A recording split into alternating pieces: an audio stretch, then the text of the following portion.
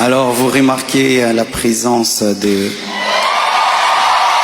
quelqu'un à côté de moi.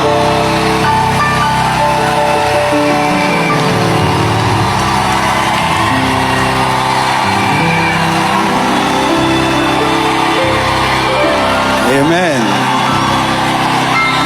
Est-ce que je peux maintenant parler? Amen. Alors beaucoup de gens posent la question, elle est d'où, elle est d'où, elle est qui? Même des gens me posent la question, même sur ses cheveux. Est-ce que ce sont ses vrais cheveux? Mais les Congolais, nous sommes graves, hein? Même les cheveux de quelqu'un, vous suivez. Elle est malienne, elle a aussi des origines libanaises, donc c'est un mélange comme moi aussi. Alors j'ai quelque chose à vous dire. Alors pour ne pas aller de travers, j'ai préféré écrire afin d'être concis et d'être clair, parce que il est bon vraiment que je vous raconte comment on s'est rencontrés. Amen. Hein? Est-ce qu'il y a quelqu'un qui parle en lingala? J'aimerais aussi que ceux qui parlent le lingala entendent. Qui interprète bien le lingala et qui est bien habillé?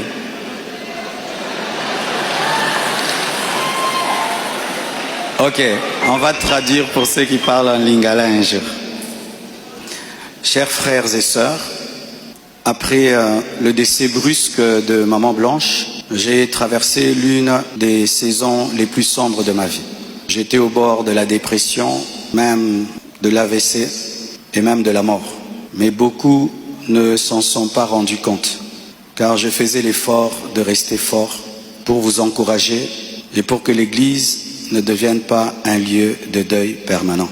La solitude, les nombreux questionnements, la douleur de mes enfants, l'innocence de mon bébé, le poids du ministère, la gestion de mes affaires, de ma maison et même de moi-même, tout cela pesait terriblement sur mes épaules. Il m'arrivait de sécher mes larmes avant de prêcher et de pleurer dans mon bureau après avoir prêché. Dans cette épreuve, le pasteur Ézéchiel Moulumba, un ami d'enfance et fils du même père spirituel, me parla un jour de sa fille Esther. Mais je lui répondis que je n'avais ni la force ni la tête à cela.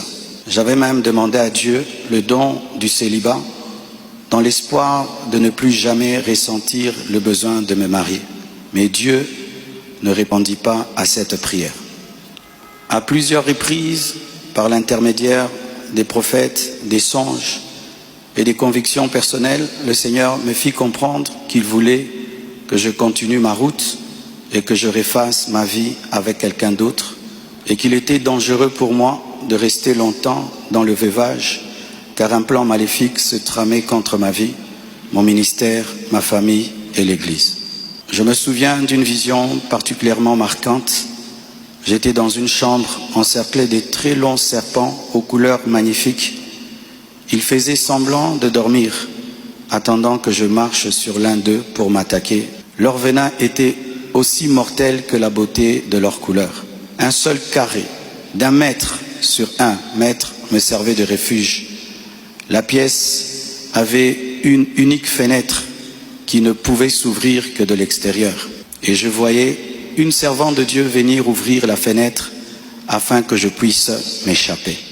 Dans cette agonie intérieure, le Seigneur me poussa à recontacter le prophète Ézéchiel, qui me donna le numéro d'Esther.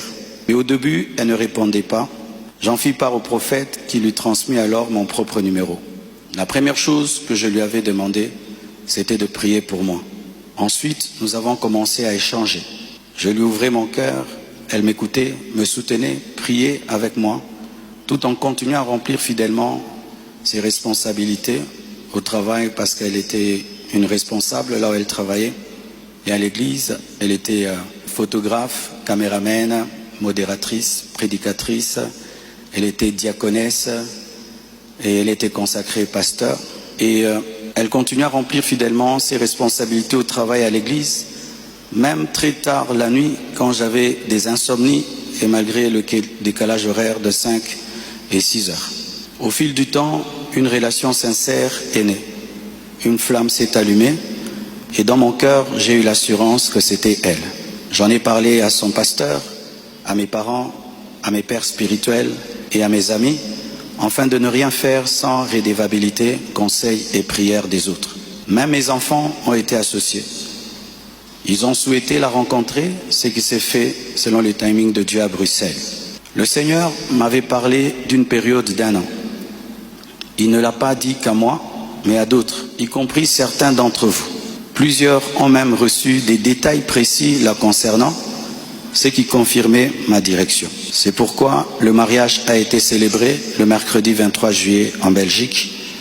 J'aurais aimé qu'il ait lieu à Kinshasa, mais cela aurait été trop coûteux et compliqué à organiser. Je comprends que certains aient été surpris ou même blessés par cette démarche qu'ils trouvent très rapide. Mais sachez que pour vous, c'est une année. Mais moi, j'ai senti que j'ai fait 3 ans, tellement que c'était terrible, mais je ne pouvais pas, sur cette chair, vous relater ma vie. Si cela vous a offensé, je vous présente mes excuses les plus sincères, mais sachez ceci. Le Seigneur s'est servi d'Esther pour que mes enfants, après avoir perdu leur mère, ne perdent pas leur père. Pour que la compassion ait toujours un pasteur debout. Je l'aime profondément. Elle n'est pas venue pour effacer la mémoire de maman Blanche, mais pour continuer l'œuvre, comme Élisée après Élie, avec humilité et soumission à Dieu. Priez pour elle, elle est étrangère, c'est sa première fois d'être au Congo. Elle a eu le baptême de 4 heures du temps d'embouteillage. Et aujourd'hui, Dieu a fait grâce, il fait froid. Je lui ai dit, tu sens le froid quand même? Elle a dit, mais c'est climatisé. Je dis, non, c'est le vent. Priez pour elle, portez-la dans vos cœurs, comme vous m'avez toujours porté dans les vôtres. Demeurez en paix et continuez à prier pour nous, pour toutes ces certaines choses que vous entendez.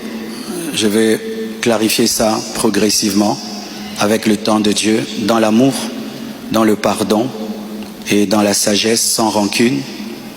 Et merci de tout cœur et que Dieu vous bénisse abondamment pour votre soutien. Vous avez prouvé au monde que vous êtes une église mature. Vous avez prouvé au monde que vous êtes une église enracinée. Vous avez prouvé au monde que votre foi est fondée sur Jésus. Vous avez prouvé au monde que vous êtes une église 4x4, une armée de Dieu. Des fois, j'ai dit à Dieu, tu as beaucoup de serviteurs, pourquoi tout ça c'est moi? Il y a beaucoup d'églises au Congo, pourquoi la compassion, la pluie, les écrans qui tombent sur les gens? Mais nous avons une grande destinée. Un jour, nous comprendrons pourquoi tout ça.